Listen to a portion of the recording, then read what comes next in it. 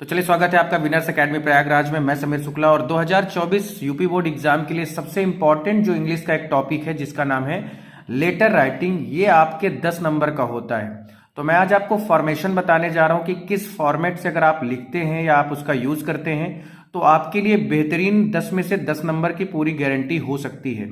मैं यहाँ पर कुछ आपको सेक्शन बताऊंगा, कुछ आपको तरीके बताऊंगा, कुछ ट्रिक्स बताऊंगा जिससे आप अगर इन वर्ड्स को, इन चीजों को याद रखते हैं तो फिर गारंटी के साथ ये है कि आपको 10 में से 10 मिलेगा जरूर। और मैं यहाँ पर इन वर्ड्स को, फॉर्मेशन को या बॉडी ऑफ जो लेटर्स होते हैं, अगर उनको आपने देखा तो इसके बाद मैं आपको एक लिख कर भी दिखाऊंगा कि कैसे इनका यूज हम कर सकते हैं। तो लेटर राइटिंग होता है 10 नंबर का। कैसे लिखना है, सबसे पहले बॉडी ऑफ लेटर हम लोग देखेंगे या फॉर्मेशन ऑफ लेटर देखेंगे।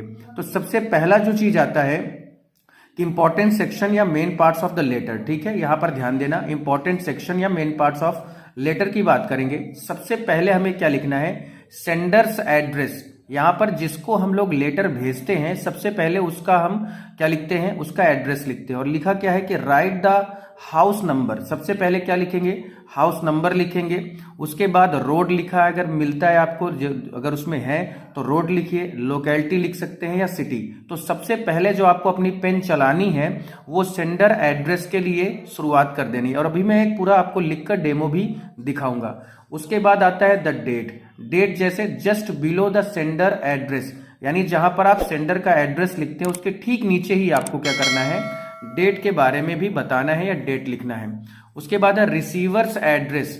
वो व्यक्ति जहां पर जिसको आप भेज रहे हैं उसका एड्रेस जो होगा वो ठीक डेट के 2 लाइन नीचे, बिलो द 2 लाइन। मैं आपको गारंटी देता हूं कि अगर आपने इस फॉर्मेट का यूज कर लिया, इस बॉडी ऑफ सेक्शन का यूज कर लिया, तो मैं गारंटी से कहता हूं 10 में से 10 मिल जाएंगे, कोई डाउट नहीं है।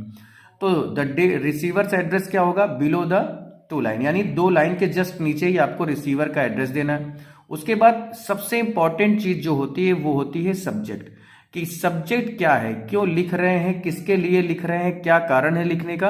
तो सब्जेक्ट जो है वो it should be given an instant idea. ठीक है, यहां पर सब्जेक्ट हम लिखते क्यों हैं, अगर आप अपनी किसी भी जगह पर जाते हैं पढ़ाने के लिए, मान लीजिए, तो जब आप पढ़ाने के लिए जाते हैं तो सबसे पहले आप यही कहते हैं ना कि मुझे ये जो मैं लिख रहा हूं वो किस चीज के लिख रहा हूं। भाई आप जो जिसको लिख रहे हैं उसको क्या पता कि ये क्या है। अगर आप सब्जेक्ट लिख देते हैं तो वो पूरी तरह से क्लियर हो जाता है कि आपने ये जो लेटर लिखा है ये किस सब्जेक्ट से रिलेटेड लिखा है, क्या कारण है इसको लिखने का। उसके बाद यहां पर है सैल्यूटेशन है, सर या मैडम, उसके ठीक नीचे लिखना है आपको। क्लियर, ये लिखते चलिए, याद करते चलिए, बनाते चलिएगा, गारंटी के साथ कहता हूं मिल जाएगा आपको। उसके बाद देखिए आता है द बॉडी या कंटेंट ऑफ द लेटर। ये थोड़ा सा इसके बारे में आपको बता देता हूं। शुरू की लाइन, जब भी आपसे लेटर टू एडिटर, याद रखिएगा किसका, लेटर टू एडिटर की बात मैं कर रहा हूं। अगर लेटर टू एडिटर आप लिखने जा रहे हैं तो सबसे पहली जो इंपॉर्टेंट चीज है वो ये है कि आपको शुरुआत की 2-3 लाइन को बहुत ध्यान से लिखना है। और मैं उसके लिए फिक्स लाइन आपके लिए लेके आया हूं। फिक्स लाइन अगर आप याद रख सकते हैं तो याद कर लीजिए, 3 लाइन का होता है। ठीक है, यहां से आपका जो एग्जामिनर है वो आपकी बातों को समझ जाएगा कि आप बताना क्या चाहते हैं, वो ये भी समझ जाएगा कि आपने पढ़ा है, आपने याद करा है। तो यहां पर सबसे पहला जो लिखना है कि through the column of your esteemed paper, ये लाइन आपको याद रखनी है। और कोई भी लेटर टू एडिटर आएगा आपको शुरुआत की यही 3 लाइन उसमें चेप देनी है। ठीक है, तो through the columns of your esteemed papers I would like to draw the attention of the authorities to the fact that, यानी ये 3 लाइन जो आपको सामने लिखी है उसको अगर आपने याद रख लिया तो यहीं तक ही आपका एग्जामिनर पढ़ता भी है, कोई बहुत ज्यादा बड़ी चीजें नहीं पढ़ता एग्जामिनर। तो इसके लिए थोड़ा सा आप तैयार रहिए, ये 2-3 लाइन आप याद रख लीजिए। फिर ये जो देखिए डैश डैश बना है या पॉइंट पॉइंट करके बना है, इस पे आपको अगर याद रख सकते हैं तो वो प्रॉब्लम लिख दीजिए, नहीं याद रख सकते हैं तो मैं ये नहीं कहूंगा कि आप कुछ भी लिख दीजिए, लेकिन फिर भी छोड़ने की जगह पर आप फिर जो भी आपको समझ में आए वो आप लिख सकते हैं। लेकिन ये 3 लाइन बहुत बड़ा मैटर रखेंगी आपके लिए। आपके आने वाले एग्जाम में जब आप लिखेंगे तो 10 में से 10 के लिए ये 3 लाइन का बहुत अच्छे से यूज करना है। ओके, आगे बढ़ते हैं। आगे होगा क्लोजिंग सेंटेंस हमारा। क्लोजिंग सेंटेंस क्या होता है, जैसे आप देखते होंगे कि पैराग्राफ चेंज करके आप लोग अपने जब टीचर को या प्रिंसिपल को लिखते हैं ना कि प्लीज काइंडली ग्रांट में लीव फॉर 3 days, है ना, तो मुझे 3 दिन की छुट्टी देने का कष्ट करें, ये वही वाला कष्ट यहाँ करना है। तो क्लोजिंग सेंटेंस में ऐसा मैं कुछ भी नहीं दे रहा हूं कि जो आपके लिए फिक्स ही हो जाए, लेकिन हाँ कुछ चीजें आप लिख सकते हैं कि मैं उसको लिख कर जरूर आपको बता दूंगा, परेशान मत होइए। भी अभी मैं एक डेमो दूंगा इसका। उसके बाद आता है द सब्सक्रिप्शन। सब्सक्रिप्शन क्या होता है, यहां पर ऑन योर लेफ्ट हैंड, जहां से आपका खत्म हो रहा है, पहले राइट हैंड पर हम लोग लिखते हैं ना योर ओबीडियंटली वाले में, यानी वो जब आप प्रिंसिपल को लिखते हैं तो वो राइट हैंड पे हम लोग लिखते हैं, लेकिन यहां पर आपको लेफ्ट हैंड पर ही लिखना क्या है, योर्स फेथफुली लिख दीजिए या योर्स सिंसियरली लिख दीजिए। दोनों में से कुछ भी लिखेंगे, जो भी आप लिखना चाहें वो लिख सकते हैं, कोई दिक्कत नहीं। और लास्ट में आपका नाम एंड योर नेम। अब मैं आपको दिखाता हूं, आपको आपके एक डेमो देके, ठीक है, देखिएगा।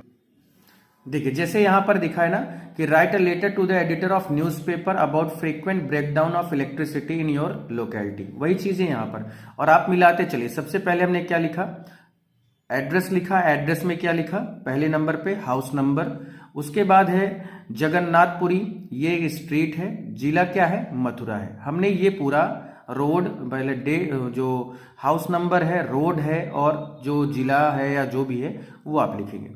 ठीक उसके नीचे ही देखिए आप, मैंने लिखा है 8 मार्च 2024 या 23 जो भी है, 8 मार्च आप ऐसे लिखेंगे तो बात ज्यादा वो थोड़ा सा इफेक्टिव होगा। तो ठीक इसके नीचे मैंने कहा था ना, लिखा भी था, आपने देखा होगा जस्ट बिलो, तुरंत ही उसके ठीक नीचे क्या करेंगे आप 8 मार्च या जो डेट है वो लिखिए। फिर 2 लाइन मैंने छोड़ने के लिए कहा था, देखिए 2 लाइन छूटी हुई है।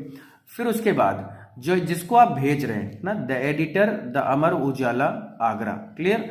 और फिर उसके बाद 1 लाइन छोड़कर सर लिखा हुआ है। सर या मैडम की बात हो रही थी, सब्सक्रिप्शन की बात हो रही थी, सॉरी सॉल्यूटेशन की बात हो रही थी। अब देखिए यहां पर जो वर्ड है थोड़ा सा समझने की जरूरत है, ओके, कि sir through the column of your esteemed paper I would like to draw the attention of the authorities to the fact that, देखिए मैंने यहां तक बताया था। अब आपके सामने कुछ वर्ड है, जैसे आप कुछ याद रख सकते हैं, जैसे there are frequent breakdown of electricity in our locality, the residents of his area have brought this area have brought this fact to the knowledge of electricity department but in vain, ठीक है। the frequent breakdown causes great inconvenience to the residents of the area, the board examination have begun, the उसके बाद है the student feel great trouble, darkness prevails all round at the night due to breakdown. अब यहां तक तो हमने, अब जो ये लास्ट में जो 3 लाइन ना क्लोजिंग वाला, इसको आप लिखिए, इसको भी याद रख लीजिए कि I hope you will kindly publish my letter in your paper so that the authorities may realize our difficulties and take remedial steps in the matter.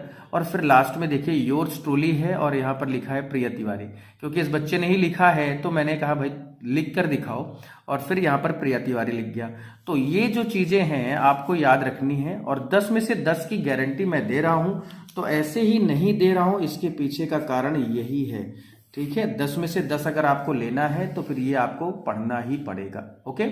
चलिए फिर आज के लिए इतने रखते हैं। कल मैं आपके लिए बहुत एक बेहतरीन चीज लेके आ रहा हूं। कल आपके लिए मैं इंपॉर्टेंट शॉर्ट और लॉन्ग आंसर हर एक चैप्टर के जिन्हें आपको तैयार करना है, याद रखना है, उनको लेके आ रहा हूं। फिर चलिए कल मुलाकात होगी। Thank you so much. 10 में से 10 लेना है तो प्लीज एक बार फॉलो भी, एक बार सब्सक्राइब जरूर करें, और टेलीग्राम चैनल का लिंक में मैं आपको दे दूंगा, और यूट्यूब पर अगर आप नए हैं तो सब्सक्राइब भी जरूर करें और बेल आइकन को भी प्रेस जरूर करें। Thank you so much.